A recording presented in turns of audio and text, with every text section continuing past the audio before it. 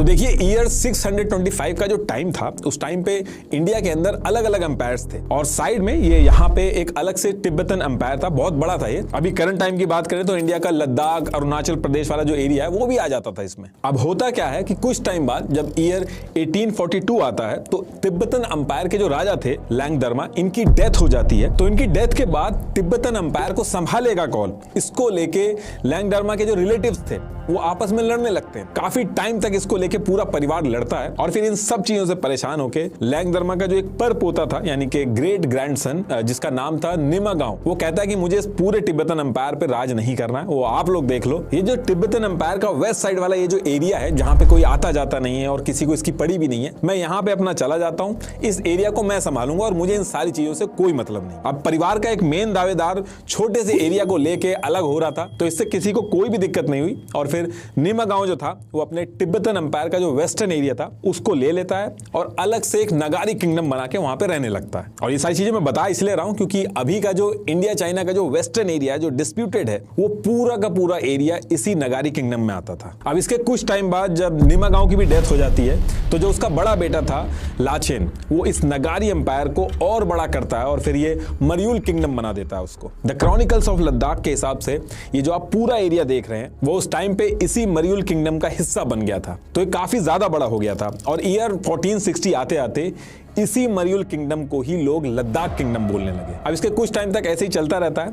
फिर ये जो लद्दाख किंगडम था जिसको निमागांव रूल कर रहे थे, निमागांव की भी डेथ हो जाती है और उसके बाद लद्दाख किंगडम जो था उस पे नामग्याल डायनेस्टी जो थी वो रूल करने लगती है। और जब ये नामग्याल डायनेस्टी आती है तो यहाँ से जो लद्दाख अंपायर था वो और बहुत तेजी से इस पूरे रीजन के अंदर अपना एरिया और इन्फ्लुएंस दोनों बढ़ा रहा था। तो होता क्या है कि इस टाइम पे जब लद्दाख का इन्फ्लुएंस बढ़ रहा था तो बगल में ही तिब्बतन अंपायर था, उसने इसको एक थ्रेट की तरह देखा कि ये बहुत तेजी से बढ़ रहे हैं और आगे चल के हमें ही दिक्कत देंगे। तो तिब्बतन अंपायर क्या करता है कि अपने 5th दलाई लामा के अंडर लद्दाख के ऊपर अटैक कर देता है। अब तिब्बतन अंपायर जो था वो काफी स्ट्रांग था और जब ये लड़ाई होती है तो लद्दाख जो था वो तिब्बतन अंपायर से काफी ज्यादा एरिया हार जाता है। तो लद्दाख ने उस टाइम पे इंडिया के ऊपर जो मुगल अंपायर राज कर रहा था उनसे मदद मांगी और तब जाके लड़ाई रुकती है। और जब ये लड़ाई रुकती है तो ईयर 1684 में तिब्बत और लद्दाख के बीच में ट्रीटी साइन होती है जिसका नाम था ट्रीटी ऑफ टिंगमॉस-गैंग। अभी जो ट्रीटी साइन हुई थी इसमें बहुत सारी चीजें लिखी हुई थी, लेकिन इसमें जो मेन पॉइंट था वो ये था कि तिब्बत और लद्दाख के बीच में एक बॉर्डर डिसाइड किया गया था। ये पहली बार हुआ था जो इस रीजन के अंदर पेपर पे एक बॉर्डर डिसाइड किया गया था जिससे आगे लड़ाई ना हो। ये जो ट्रीटी हुई थी ये उसके पॉइंटर्स हैं और ये उसकी कॉपी है। कभी भी आप इंडिया चाइना के बारे में पढ़ोगे तो इस ट्रीटी के बारे में आपको जरूर पढ़ने को मिलेगा क्योंकि यहीं से इस बॉर्डर की शुरुआत हुई थी और लोग आज भी कोट करते हैं इस ट्रीटी को। तो जब ये ट्रीटी हुई थी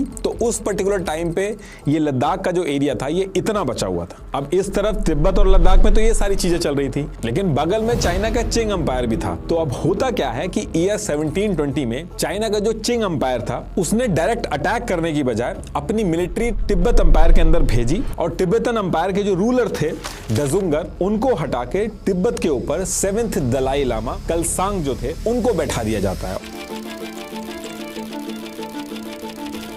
और यहां से चाइना का जो जिंग अंपायर था वो तिब्बत को इनडायरेक्टली कंट्रोल करने लगा था। तिब्बत को अपनी पावर के अंदर रखा और उसकी जितनी भी प्रोटेक्शन वगैरह थी वो सारी की सारी अब चाइना की जिंग अंपायर की जिम्मेदारी हो गई थी। तो कहने का मतलब ये है कि इस इंसिडेंट के बाद जो तिब्बतन अंपायर था वो पार्शियली चाइना के चिंग अंपायर के अंदर आ गया था। तो देखिए इधर तो ये चीज हो गई थी। वहीं लद्दाख की बात करें तो लद्दाख के बगल में भी सिख अंपायर था। तो सिख अंपायर ने ईयर 1819 में जो डोगरा अंपायर था यानी कि आज का जम्मू एंड कश्मीर जो था उस पे हमला किया और उसको अपने अंडर में ले लिया। अंडर में ले लिया का मतलब ये था कि डोगरा अंपायर के जो रूलर थे महाराजा गुलाब सिंह, डोगरा अंपायर को रूल वही कर रहे थे, लेकिन अब डोगरा अंपायर जो था वो सिख अंपायर के अंडर आ चुका था। अब जब ये चीज हो गई तो इसके बाद डोगरा और सिख अंपायर ने लद्दाख के ऊपर भी अटैक किया और अपने अंडर में ले लिया उसको। तो देखिए कहने का मतलब ये है कि ये जो तिब्बतन अंपायर था ये 2 पार्ट में डिवाइड हुआ। तिब्बत अंपायर का जो वेस्टर्न पार्ट था वो लद्दाख बना जो सिख डोगरा अंपायर के पास चला गया और बाकी का जो बचा हुआ तिब्बतन अंपायर था उसको चाइना इनडायरेक्टली रूल कर रहा था। अब इसके बाद क्या होता है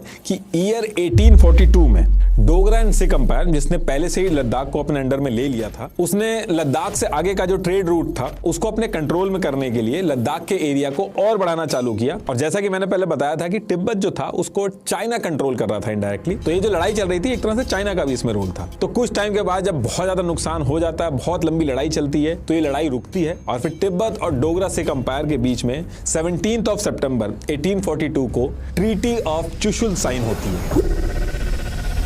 और ये जो ट्रीटी साइन होती है इसमें चाइना भी एक पार्टी बनता है। तो इस ट्रीटी के जो सिग्नेटरी थे वो महाराजा Gulab Singh, emperor of China, और तिब्बत की तरफ से लामा गुरु ऑफ लासा थे। तो इस ट्रीटी के अंदर बातें तो बहुत सारी होती हैं, ट्रेड की बात होती है, कौन कहां आएगा जाएगा, ये सारी बात होती है, लेकिन इसका जो मेन पॉइंट है जिसकी वजह से हम इस ट्रीटी को डिस्कस कर रहे हैं वो ये था कि इस ट्रीटी के अंदर लद्दाख और तिब्बत के जो बॉर्डर थे उनका डिमार्केशन होता है, सरहद बंदी होती है उनकी, जिसमें यह डिसाइड हुआ कि लद्दाख पहले जहां पे था, जो पहले उसका बॉर्डर था, जो पुरानी वाली ट्रीटी साइन हुई थी, तो जो पहले जो बाउंड्री थी लद्दाख की वो वहां वापस हो जाएगा, तिब्बत जहां पे था वो वहां पे वैसी हो जाएगा। इसमें एक वर्ड यूज हुआ था, ओल्ड एस्टैब्लिश फ्रंटियर। फ्रंटियर्स मतलब कि उस टाइम पे बॉर्डर्स नहीं होते थे, बीच में काफी दूर दूर तक एरिया जो होता था वो छोड़ दिया जाता था दो देशों के बीच में, उसी को फ्रंटियर बोलते थे। तो कहने का मतलब यह है कि पहले जो लद्दाख और तिब्बत के बीच में टिंगमासोन जो ट्रीटी साइन हुई थी उसमें जो डिसाइड हुआ था कि ये बॉर्डर रहेंगे, दोबारा से दोनों पार्टियां यानी कि लद्दाख और तिब्बत वापस उसी बॉर्डर पे चली जाती हैं। तो ये जो ट्रीटी ऑफ चुशुल है इसमें क्या चीज थी इंपॉर्टेंट, इसमें यह चीज इंपॉर्टेंट थी कि चाइना जो था वो भी इसमें एक पार्टी बना था, उसने भी साइन किए थे। तो बेसिकली कहने का मतलब यह है कि ऑफिशियली चाइना ने एक्सेप्ट किया था कि अक्साई चीन जो है वो लद्दाख का पार्ट है, ना कि चाइना का पार्ट है या फिर तिब्बत का पार्ट है। और यही रीजन है कि आज की डेट तक इंडिया चाइना के बॉर्डर डिस्प्यूट जब डिस्कस होते हैं तो जो ट्रीटी ऑफ चुशुल है उसका नाम बार बार आता है कि आपने खुद साइन किया है कि अक्साई चीन लद्दाख का पार्ट है। ट्रीटी ऑफ चुशुल की वजह से इंडिया का जो दावा है अक्साई चीन पे वो बहुत ज्यादा स्ट्रांग होता है। ये ट्रीटी ऑफ चुशुल जो है वो लद्दाख का डोगरा रूलर्स के कंट्रोल में होना प्रूफ करती है, जो कि आज के इंडिया का पार्ट है और चाइना इसको साइन कर चुका है। उस टाइम के कुछ ओरिजिनल स्टैंप होते थे उन पे भी मेंशन किया जाता था, उसमें तिब्बत मेंशन होता था। अभी भी ये स्टैंप अवेलेबल है, ये उस ओरिजिनल स्टैंप की कॉपी है।